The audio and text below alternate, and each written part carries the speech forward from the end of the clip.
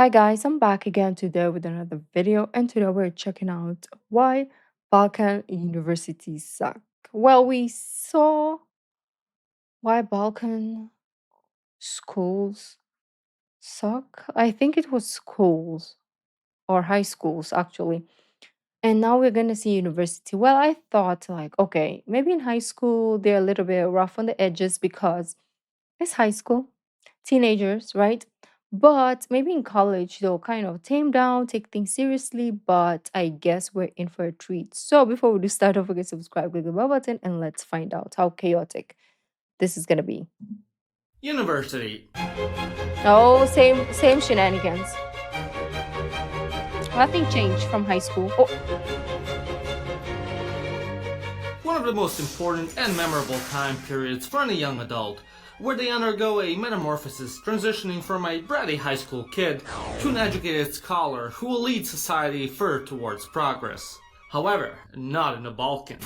While in the West, university days are fondly looked back upon as a time of experiencing new things, preparing for your that's future cool. dream job, meeting lifelong friends, going to fun parties and bittersweet romances, the university experience in the Balkans was much different and an extremely stressful experience, which for almost every single student manifested into a severe caffeine and nicotine addiction, and most likely explains the discrepancy of life expectancy in Europe. From the get-go, being able to even attend university was a battle. Unless your parents were loaded or had a secret stash of generational gold hidden in the attic from the commies, you usually had to bust your ass studying to be at the very top of the university entrance exam. Depending on the university and your major of choice, you'd be allowed to get a free ride to university if you scored in the top 20 to 40 spots. And if you didn't, you'd have to pay several thousands of euros per year. So each year, every fresh high school graduate would spend the majority of their last semester and summer vacation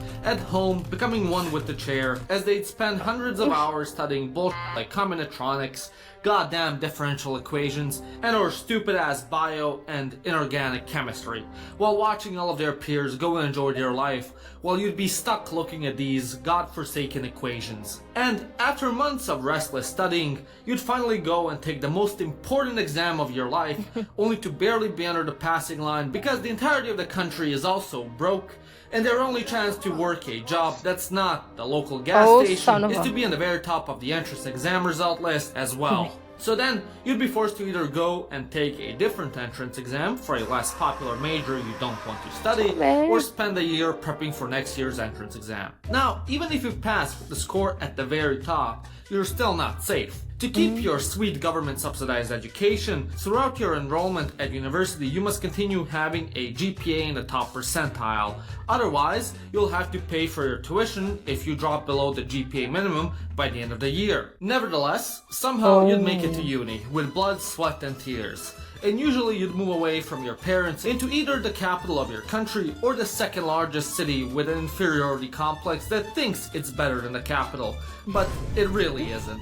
But instead of moving to a new cozy apartment like you've seen in all those Hollywood movies, instead your new home will be a decrepit 15-meter square concrete box in the far reaches of your city, built in a commie block that hasn't been renovated since 1954, and it already has pre-existing roommates. But don't worry, they're chill, and with a little bit of patience, you will have learned how to make them steal you a beer from the neighbor. For the next 5 to 6 years, you will call this place your home, and you will sustain yourself off of nothing but Malaysian ramen noodles, whatever the bakery downstairs has on. You could choose any noodles in the world, and you went Malaysian. I mean, it's not bad, but we have Korean, we have Japanese, we have China, we have Indonesia. You could have gone to the neighbor, Philippines. Maybe it's not available there, but why is there available Malaysian ramen? Are there a lot of Malaysians in the Balkans? Tell me. Malaysian. Okay. Do you, boo boo? Beer from the neighbor. For the next 5 to 6 years, you will call this place your home, and you will sustain yourself off of nothing but Malaysian ramen noodles, whatever the bakery downstairs has on sale, which is usually 2-day-old bread and a half-eaten student sandwich. and the frozen Okay. food your parents We'll make send it you work. in Tupperware containers that has been in the back of the freezer for longer than you have been walking this earth every other weekend. However, when you're not at home teaching cockroaches tricks, you will be in class. And let me tell you, it's one of the worst things on earth. Unlike universities in the West, who personify progress and scientific advancement, Balkan universities embody the polar opposite. The classes are usually taught by professors whose date of birth was sometime in the Mesozoic, and their mindset is still with Comrade Tito, even though Tito has been long digested by the worms 6 feet in the ground.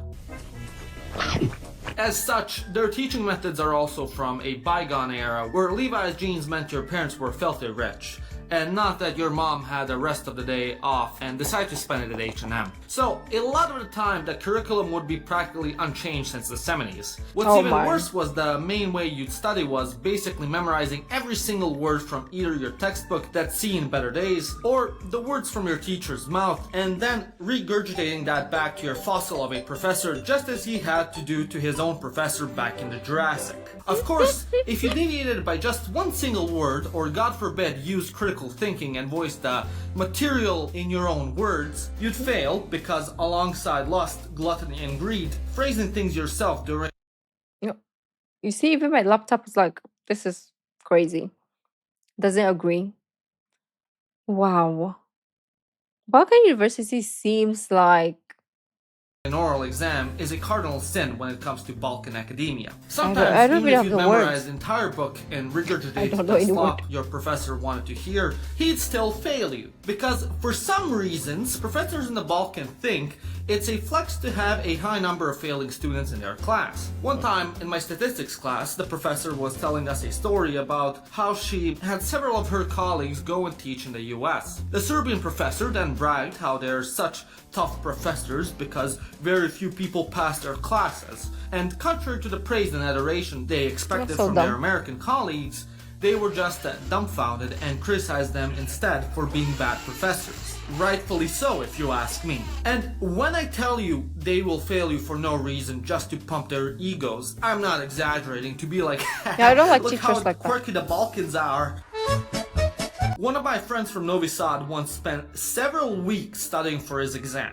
He pulled questions from a hat, which is a common way of getting questions for an oral exam, answered all of them correctly, and the professor still failed him because the questions he pulled out were too easy for him. So the least you could say was that dealing with the professors was frustrating. What sucked even more about failing an exam was that it had consequences on your own pocket. Now, I don't know for the rest of the Balkans, but in Serbia, if you go to a public university, you have to pay an exam fee whenever you wish to take an exam. Now, this fee can range from major to major and can be smaller or larger depending on the amount of times you took the same exam. But nonetheless, you still had to pay to take the exam at a university you already paid tuition to attend. So, of course, if a professor pulled some egomaniac bullshit and failed you just because he didn't like what his bitch of a wife made him for lunch that day, you lost your money for nothing, and then you'll be forced to pay again next time you have to take the same exam. However, even as annoying classes and exams were known to be, the best part of going to classes was hanging out with people you'd meet there. I don't know what it is. Perhaps it's the shared misery or the mutual camaraderie that is garnered from failing the same classes for the billionth time this semester. But it seems that your lifelong friends are met during your university days. Now, unlike in Hollywood movies set in the sunshine-rich beaches of California, where college kids go and hang out at the mall during the day and then party like wild animals, throwing lavish frat parties during the night, in the Balkans things are much different. During the day, if you're not in class, you're probably at home studying for hours on end, single-handedly funding the lo-fi girl's existence. However, as soon as the sun goes down, you and all your study-induced zombies of friends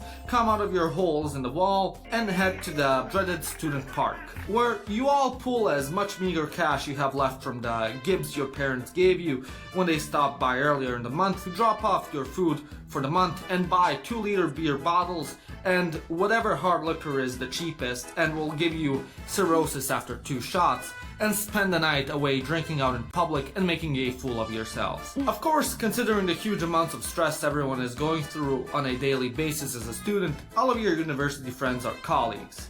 However, as everyone's broke, all the students would freeload off of one guy that has a part-time job and can afford cigarettes. Also, if you're that guy, at this point in your life, there's a good chance you'll ditch the packed stuff and start rolling your own cigs because it's way cheaper and you have a flock of hungry chicks to feed.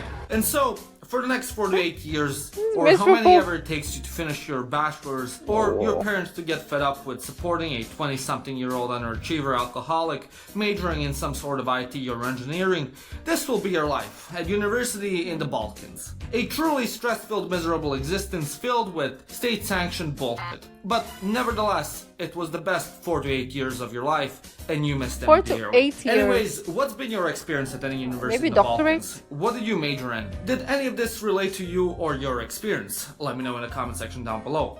Also, don't forget to subscribe and like this video if you like. Let me know also if you are from Balkans and you went to university or not from there, but you still went to university. Let me know because I'm curious. I thought like my university life was the worst. When it was in school, it was the worst. But I think I'll give the trophy to the Balkans. That was crazy.